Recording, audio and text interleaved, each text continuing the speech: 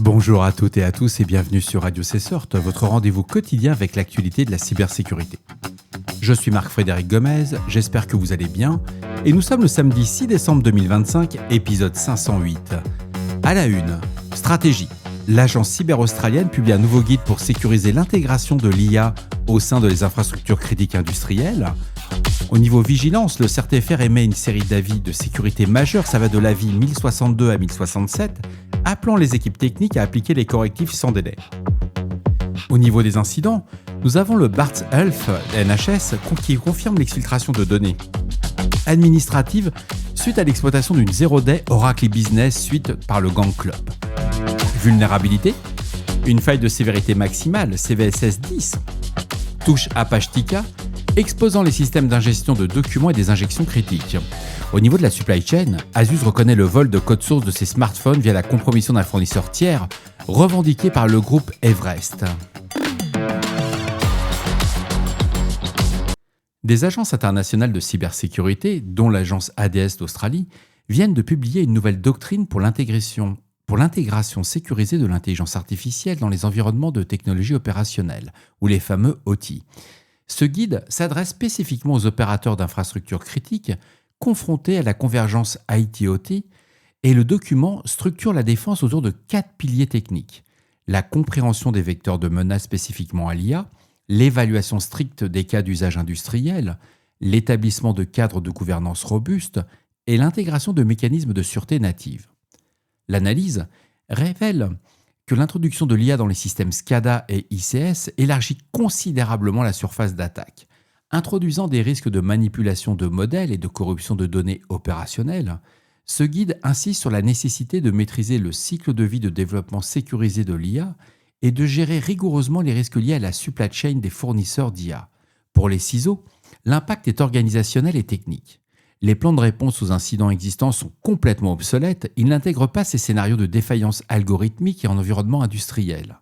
Je vous recommande fortement d'intégrer immédiatement les 4 principes de ce guide dans vos politiques de gouvernance OT et auditez vos fournisseurs de solutions industrielles qui intègrent l'IA.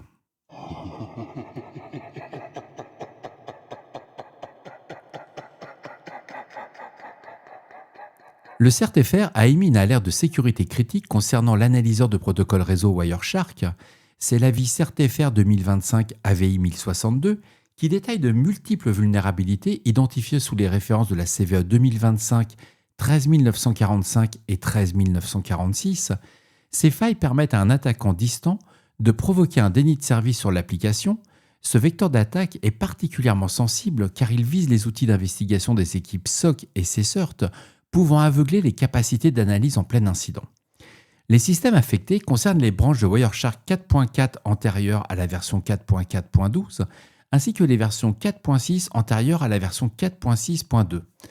L'exploitation réussie va entraîner un crash immédiat du logiciel lors du traitement du paquet mal formé, et la mitigation exige une mise à jour immédiate vers les versions correctives publiées par l'éditeur. Alors vous l'avez bien compris, la priorité absolue, c'est la mise à jour des postes d'analyse et sondes Wireshark vers les versions 4.4.12 ou 4.6.2 suivant votre branche pour garantir la continuité des investigations. Un second avis du CERT-FR qui a relayé une série critique de correctifs publiés sur Splunk affectant l'ensemble de son écosystème. Ça va inclure Splunk Enterprise, Cloud Platform et Secure Gateway. L'avis CERT-FR 2025 AVI 1063 synthétise 10 bulletins de sécurité distincts. Les vulnérabilités référencées vont de la CVE 2025 20381 à la CVE 2025 20389, ainsi que la CVE 2025 47273, exposant les plateformes SIEM à des risques majeurs.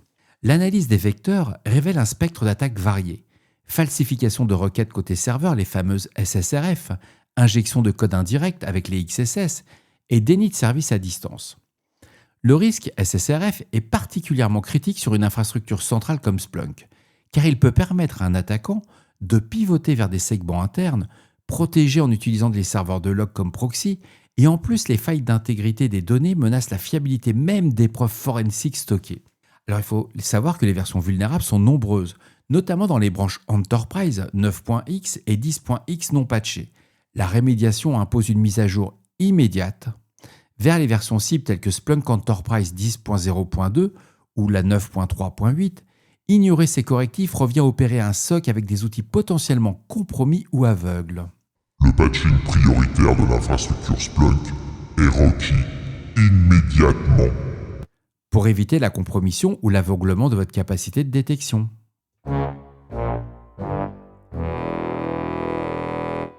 Un troisième avis du CERT-FR, l'avis 1064, va consolider une vague massive de correctifs ciblant l'écosystème Linux de Microsoft et spécifiquement Azure Linux 3 et CBL Mariner 2. Ces alertes regroupent plus de 30, j'ai bien dit 30 bulletins de sécurité distincts couvrant des vulnérabilités critiques allant de l'exécution de code arbitraire, des RCE, au déni de service. Et ce qui distingue cette alerte, c'est la diversité des composants d'infrastructures touchés. C'est le noyau Linux lui-même qui est visé, l'hyperviseur KubeVirt, le serveur d'impression KUPS, ainsi que les bibliothèques d'intelligence artificielle TensorFlow et Keras. Techniquement, la surface d'attaque est ici l'infrastructure cloud et containerisée. Des failles dans des composants comme glib, grub2 ou Node.js permettent à un attaquant de compromettre l'intégrité des instances virtuelles ou de pivoter latéralement au sein des clusters Kubernetes gérés. Et la présence de ces vulnérabilités dans les librairies de machine learning, les fameux TensorBoard ou Keras, ajoute un vecteur de risque spécifique pour les pipelines MLOps hébergés sur Azure. Alors, la mitigation ne se limite pas aux OS Windows. Les équipes Cloud et DevOps doivent auditer et mettre à jour en toute urgence les images de conteneurs et les machines virtuelles basées sur la distribution Microsoft Linux. Il faut vraiment auditer immédiatement vos instances Azure Linux et CBL Mariner en priorisant les nœuds hébergeant des charges de travail Kubernetes ou avec de l'AI. Bon, vous allez vous le prendre du Microsoft, ou du Linux. Comme on dit, vous avez cherché.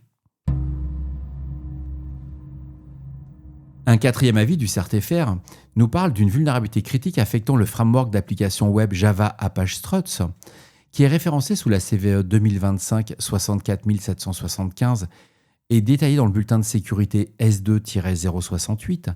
Cette faille expose les serveurs à un risque de déni de service, un DOS à distance. Techniquement, l'exploitation permet à un acteur malveillant de saturer ou de faire planter l'application sans aucune notification préalable. Les versions impactées sont larges. Toutes les versions de la branche 7.x antérieure à la 7.1.1 ainsi que toutes les versions antérieures à la 6.8.0 et Apache Struts étant une brique fondamentale de nombreuses applications d'entreprise, souvent enfouies dans des dépendances tierces. La surface d'attaque est potentiellement invisible pour les équipes ne disposant pas d'un inventaire SBOM, le Software Bill of Materials, à jour.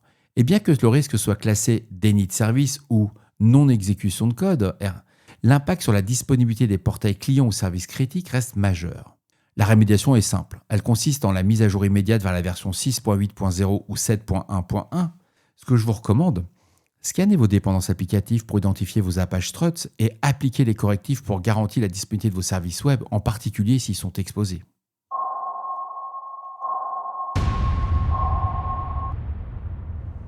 Le Bart's Health NHS confirme une exfiltration après exploitation de la vulnérabilité 0-day Oracle e-Business Suite, la fameuse CVE 2025 61882, et Clop accède à une base comptable, extrait des factures sur plusieurs années, expose des noms, des adresses, des informations financières de patients. Les données d'anciens employés, débiteurs et celles liées aux services comptables fournis depuis avril 2024 à Barking, Havering et Redbridge University Hospitals sont également compromises. La compromission date du mois d'août. La détection intervient en novembre avec publication sur le portail de fuite de Clop. Concrètement, ça veut dire qu'ils n'avaient rien vu. Et la mécanique repose sur une exécution de code à distance pré-authentifié dans Oracle EBS. Il faut savoir que le groupe Clop cible des endpoints exposés, ils obtiennent un accès applicatif, extraient des données structurées, puis vont publier les archives sur le dark web sans étape de chiffrement local. Cette vulnérabilité critique, notée en CVSS 9.8, est exploitée mondialement depuis août avec des victimes confirmées. On a pu entendre parler de Envoy Air, Harvard, Logitech. Alors l'impact, il est direct. Exposition d'intégrité financière sensible, menaces de fraude, pression réglementaire ICO et la mitigation c'est la validation du page d'Oracle sur la CVE 2025 66516, une revue complète des journaux EBS, une analyse des accès aux bases comptables et la chasse des TTP Clop autour de l'exfiltration des données ERP. Alors pourquoi j'ai retenu cette vieille news un samedi ? On aurait pu presque dire que c'était un troll day, mais non, pas du tout. C'est une news on se rend compte qu'on dit toujours il faut patcher dans l'urgence, etc. Mais tout le monde ne peut pas patcher dans l'urgence. On ne l'apprend pas forcément en vulnérabilité. On ne prend pas le bon niveau. Mais si aujourd'hui vous avez de l'Oracle EBS, il faut vraiment la traiter comme une instance compromise. Et jusqu'à preuve du contraire, c'est vraiment de vérifier immédiatement le patching. Et si vous ne pouvez pas, c'est de vérifier les IOC qui sont liés à Clop. Quoi, c'était le conseil du jour, c'est gratos. Mais moi, je serais vous, je le ferais. Une alerte de sécurité maximale concernant la supply chain logicielle. Une vulnérabilité critique avec un score CVSS de 10 frappe Apache Tika. Le toolkit d'analyse de contenu omniprésent dans Soldr ou Elasticsearch, et la faille est référencée sous la CVE 2025-66516, et ce vecteur d'attaque permet une injection d'entités externes XML, c'est ce qu'on appelle les XXE, via un fichier XFA malveillant encapsulé dans un PDF. L'analyse technique révèle un piège de dépendance majeur. Cette CVE remplace et étend la fameuse CVE 2025-54988, et ce correctif précédent, ciblant uniquement le module PDF, est insuffisant. La vulnérabilité réside dans Tika Core. Les environnements ayant mis à jour le parseur PDF sans migrer Tika Core vers la version 3.2.2 restent totalement exposés à l'exfiltration de fichiers locaux. Donc vous l'avez compris, forcez les mises à jour immédiates de Tika Core. Je sais, on est samedi, il va falloir retourner au bureau, mais il n'y a pas le choix. Et il faut aller vers la version 3.2.2 minimum, auditez vos pipelines d'ingestion de documents pour tout traitement de PDF suspect. Bon courage.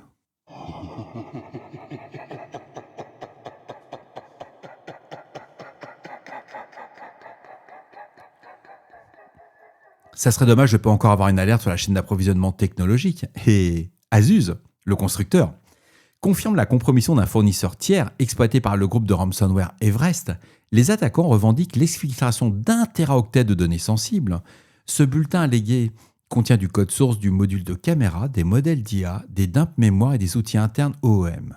Asus minimise l'incident en isolant le vecteur en un seul vendeur, mais admet la fuite du code source firmware. Cette exposition augmente drastiquement le risque de recherche de vulnérabilité par ingénierie en reverse engineering sur les terminaux Asus existants, et ce vol de propriété intellectuelle survient alors que 50 000 routeurs de la marque sont déjà ciblés par un botnet actif.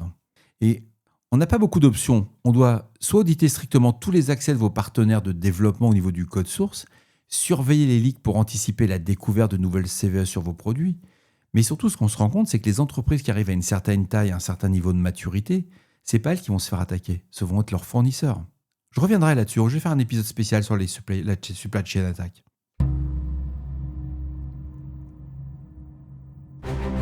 Et voilà, cet épisode se termine, on est samedi, je vais être tranquille.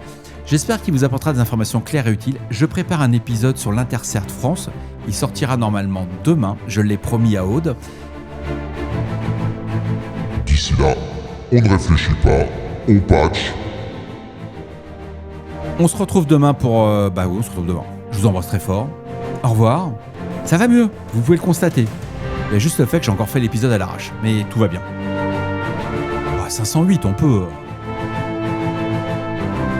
Vous avez tous du retard, mais il y en a très peu qui sont vraiment à jour. Quand vous l'écouterez, on sera déjà au 600e.